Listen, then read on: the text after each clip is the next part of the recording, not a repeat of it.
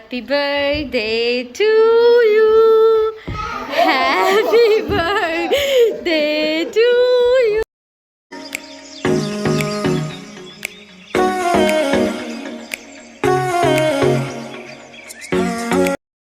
अस्सलाम वालेकुम, welcome back to my channel. आज का व्लॉग बहुत इंटरेस्टिंग होने वाला है। आपको शुरू से पता चल गया होगा कि कुछ बर्थडे सेलिब्रेशंस हैं। आगे मैं बताती हूँ कैसे और क्या हुआ। बहुत ज़्यादा माजरत कि कुछ दिनों से मेरा व्लॉग नहीं आ सका। मैं बहुत ज़्यादा मसरूफ़ थी बहुत सी चीज़ों में। आगे आपको पता चलेगा कि मैं कहाँ बिज़ी थी। यहाँ हमारी तरफ स्नो शुरू होने वाली थी नेक्स्ट डे, तो हम लोग पीछे बैक यार्ड अपना सारे लीव्स वगैरह ड्राई उठा रहे थे और बैक यार्ड से सारा फर्नीचर वगैरह पैक करना था, क्योंकि आगे यहाँ इतनी शदीद सर्दी होती है कि सारा फर्नीचर पे बर्फ़ जम जाती है और फिर वो ख़राब होने का खतरा होता है तो ऐसे वैसे ये आउटडोर फर्नीचर, लेकिन ख्याल रखेंगे तो इसकी लाइफ ज़्यादा देर तक रहेगी। तो हमारे बेसमेंट में और बाहर शेड में जगह थी, तो सारा फर्नीचर कुछ हमने ऐसी शीट वगैरह डाल दी, कुछ हम बेसमेंट में फिर हमने रख दिया। यहाँ मैं खीर की तैयारी कर रही थी आगे डिनर के लिए। यहाँ मैंने आलू के कटलेट्स के लिए कबाब वगैरह बनाने थे, तो ये मैंने एक दिन पहले ही शुरू कर दिया था काम। ये मैंने लैम्प जो धुम्बे का गोश्त है उसकी लेग रोस्ट करनी थी, और ये चिकन कहा था, ये तंदूरी चिकन वगैरह बनाना था। ये चिकन वगैरह मैं साफ़ कर रही थी, इसको मैंने फिर मैरिनेट करना था। तो मेरे हस्बैंड की एक्चुअली बर्थडे थी, तो मुझे याद है कि जब मैं छोटी थी तो मेरे फादर की बर्थडे होती थी, तो इतना उस तरह रहता था कि कोई कोई इवेंट है घर में, कोई कोई फेस्टिवल चल रहा है। इतनी तैयारियां मामा के साथ ना, पहले फिर भाइयों के साथ मिलके सारी इतनी तैयारियां वगैरह हो रही होती थी। ऐसी बर्थडे मामा की या मेरी या भाइयों की इतनी वो नहीं होती कि मतलब सारे पार्टिसिपेट कर रहे हैं, सरप्राइज़ प्लान करना है, जबकि मेरे पापा को पता होता था कि मेरे लिए कुछ कर रहे हैं, लेकिन वो एक्टिंग तो ऐसे करते थे कि उनको याद भी नहीं है। फिर जब शादी हुई तो शुरू में मैंने फ़ारूक की बर्थडे अपने बहुत ज़्यादा प्यार से और बहुत मतलब कि बहुत बड़ा दिन है आज का ना, सेलिब्रेट करनी है। अब जब से अलीज़े बड़ी हुई है तो मैं और भी इस तरह करती हूँ, ताकि जिस तरह मैंने अपनी फ़ादर की बर्थडे सेलिब्रेट की है, ये भी अब बड़ी होगी तो फिर अपने फ़ादर की बर्थडे ऐसे सेलिब्रेट किया करेगी।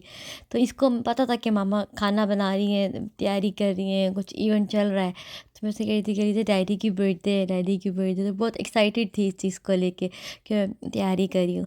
फिर जो कुछ ऐसे बात जब खुद से बड़ी होगी तो उसको खुद से भी ये चीज़ सीख जाएगी कि ऑब्वियसली घर में जो फादर होते हैं वो उनको अगर ज़्यादा इम्पोर्टेंस देनी होती है। तो इस तरह बच्चे फिर माँओं के लिए भी करना शुरू कर देते हैं। यहाँ मैंने चिकन को मैरिनेट करने के लिए जो बॉक्स में दही बचा हुआ था उसी के अंदर सारे मसाले वगैरह डाल के चिकन को मैंने मैरिनेट कर दिया था। ये मेरा चिकन यहाँ मैरिनेट हो गया था और फिर इसको भी मैंने रैप कर दिया। फिर इसके बाद मैंने फिर वो लैम वो मैरिनेट की थी। हस्बैंड की बर्थडे पे मैंने ये सरप्राइज़ दिया उनको कि क्योंकि वर्किंग डे पे उनकी बर्थडे आई थी, वीकेंड नहीं था। मैंने उनके जो बहुत करीबी कोई 2 दोस्त थे उनको बुला लिया, बाकी फैमिली के ही लोग थे। तो और सारा दिन मैं उनको ये उनको पता था कि उनकी फैमिली यहाँ पे है, तो वो उन्होंने तो आना ही है। तो मैं कोई भी बात कर रही होती थी ना कि उनको पता था कि मुझे खाना वगैरह बना रही है मेरी बर्थडे के लिए, तो मैं कहती कि फिर ये बना रही हूँ, कम तो नहीं हो जाएगा? कि मैं क्या 2 ही तो लोग हैं, 4 ही तो लोग हैं, 5 ही तो लोग हैं। मैं कहती कि नहीं और हाँ, कहता और कौन आ रहा है? तो मुझे अब ये होता था कि कहीं उनको पता ना चल जाए कि किसी और को भी बुलाया है। तो उनको कुछ बातों से मेरे से शक पड़ रहा था, लेकिन मैंने उनको बिल्कुल भी पता नहीं चलने दिया कि उनके फ्रेंड्स को भी मैंने इनवाइट किया। आगे मैं आपको वीडियो में दिखाऊँगी, तो जब वो नीचे उतरे थे स्टेयर से तो मैं उनको इशारा कर रही थी कि वो देखें उस साइड पे कोई बैठा हुआ है। या मैं लेग को रोस्ट करने के लिए उसके पहले मैंने कट लगाया, फिर कांटे से भी मैंने अंदर अंदर ना थोड़े से इसके अंदर होल्स कर दिया ताकि मसाला अच्छे से अंदर से डीपली वो मैरिनेट हो जाए। तो मैंने फिर इसको 1 रात पहले ही मैरिनेट कर दिया था और फिर इसको मैंने 4 घंटे के लिए ओवन में रोस्ट किया था, बहुत अच्छी से हो गई थी। ये मैंने सेकंड टाइम जो है ना वो लैम लेग रोस्ट की है। इससे पहले मैंने एक दफ़ा पहले की थी, लेकिन उसका जो साइज़ था लेग का वो इतना बड़ा नहीं था। इस दफ़ा बड़ी थी तो अच्छी हो गई थी। तो अब मुझे मेरा कॉन्फिडेंस हो गया है कि मैं कर बना सकती हूँ। शुरू में आपको लगता है ना कि नहीं यार ये तो मैं नहीं कर सकती, लेकिन अब मुझे लगता है कि शायद मैं कर सकती हूँ। यहाँ मैंने वो पपीते का पेस्ट और जिंजर गार्लिक पेस्ट और नमक लगा कर पहले उसको अच्छे से मैरिनेट कर लिया 1-1.5 घंटे के लिए। उसके बाद मैंने बाकी मसाले लगाए। उससे ये होता है क्योंकि वो स्मेल नहीं जो होती है ना अदरक लहसुन की, वो अच्छे से चली जाती है। बाकी मसालों के साथ फिर वो स्मेल अंदर तक नहीं उसकी जाती लहसुन अदरक की। पहले मैंने फिर ये पेस्ट लगा के उसको मैरिनेट कर दिया था। तो खाने में मैंने जो मेन्यू रखा था, क्योंकि आदमी ज़्यादातर वो गोश्त वगैरह खाते हैं, तो मैंने वो ये तंदूरी चिकन और लैम लेग और फिर दाल बनाई थी, साथ मिक्स दाल। वो इतनी अच्छी सी बन गई, इससे लग रहा था कि हलीम है, साथ मिक्स वेजिटेबल्स। इस दफ़ा जब मैंने एक डिफरेंट चीज़ बनाई थी, मैं आगे आपको दिखाऊंगी। मैंने चाट प्लेटर बनाया। यहाँ अमेरिका में ज़्यादातर जो खाने वगैरह होते थे, वहाँ चीज़ प्लेटर होता था।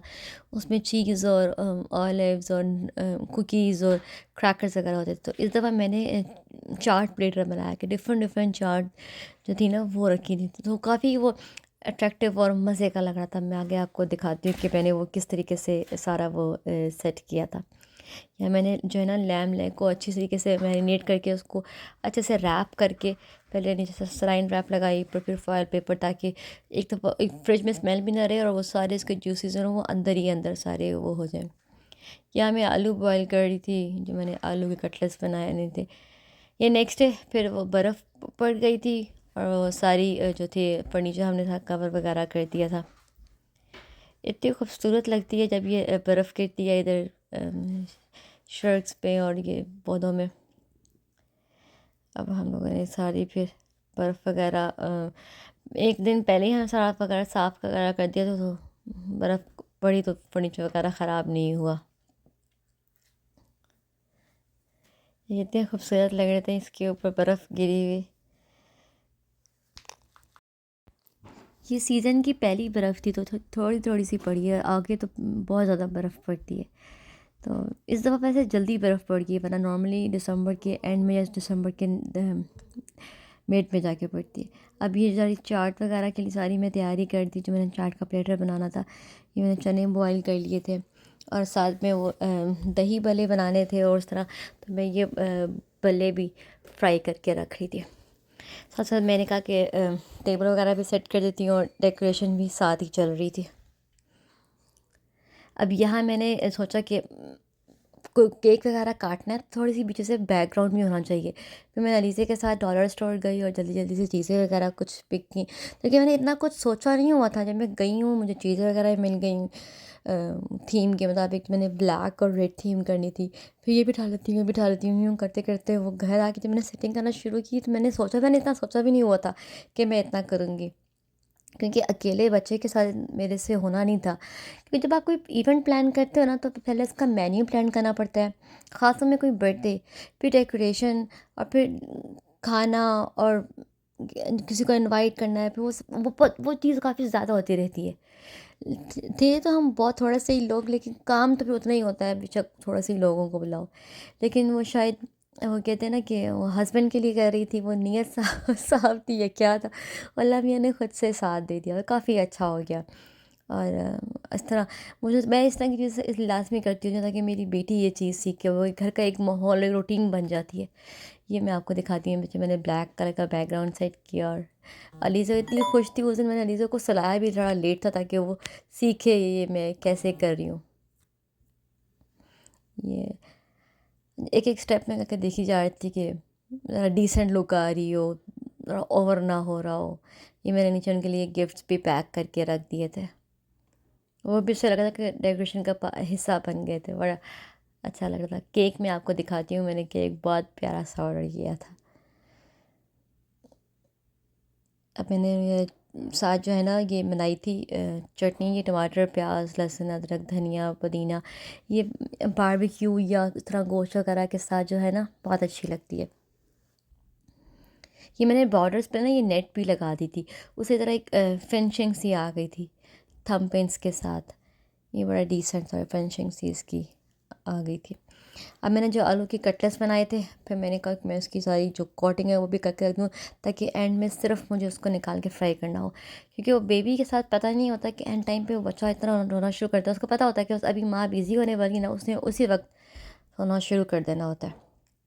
ये मैं आपको प्याज की रेसिपी बताती हूँ। प्याज सबको ये बहुत अच्छे लगते हैं, ये बारबेक्यू या गोश्त वगैरह के साथ बहुत अच्छे लगते हैं।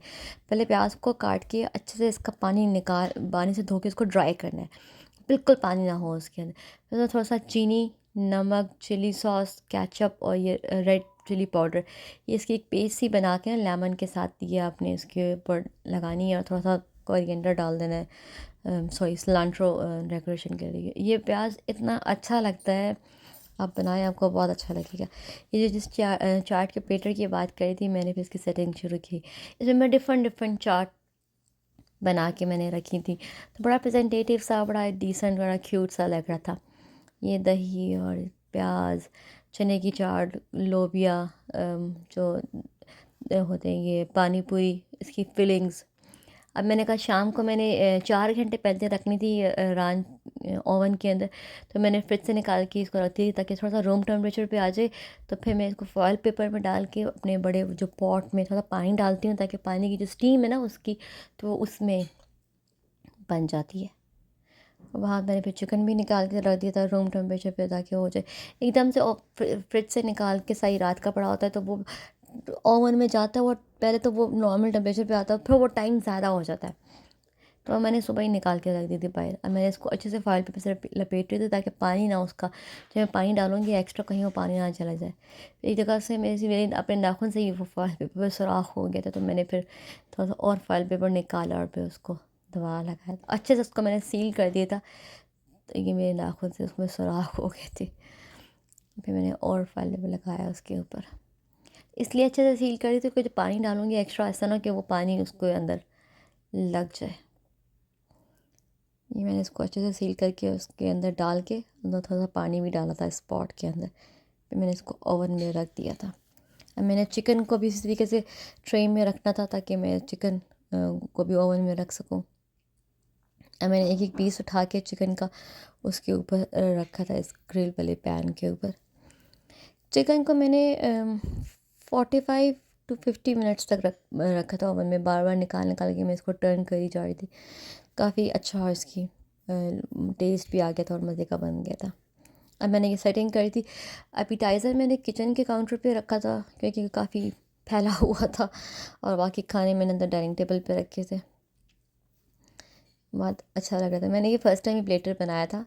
समोसे फ्राई किए थे, ये आलू की कटलेट्स और बाकी सारे चाट वगैरह, दही बल्ले और चना चाट। तो ये थोड़ा डिफरेंट था, अच्छा लगा। अब मैं कभी नेक्स्ट टाइम भी कोई आएगा तो मैं यही बनाऊंगी, ये स्टफिंग गोलगप्पों की।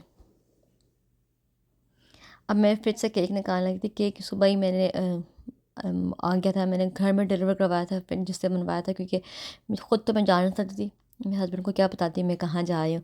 उनको पता तो था कि नीचे कुछ लगी हुई है कर रही है, लेकिन उनको कोई आइडिया नहीं था कि कैसा है, कौन आ रहा है। तो उनको पता था कि बस उनकी फैमिली ही आएगी और तो इसने किसको बुलाना है, लेकिन उनको कोई आइडिया था कि उनके फ्रेंड्स भी आएंगे।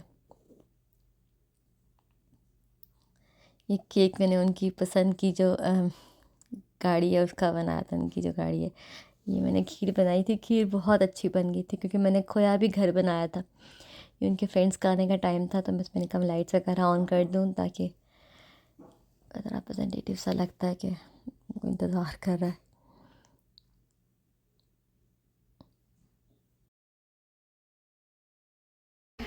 Happy birthday to you, happy birthday to you.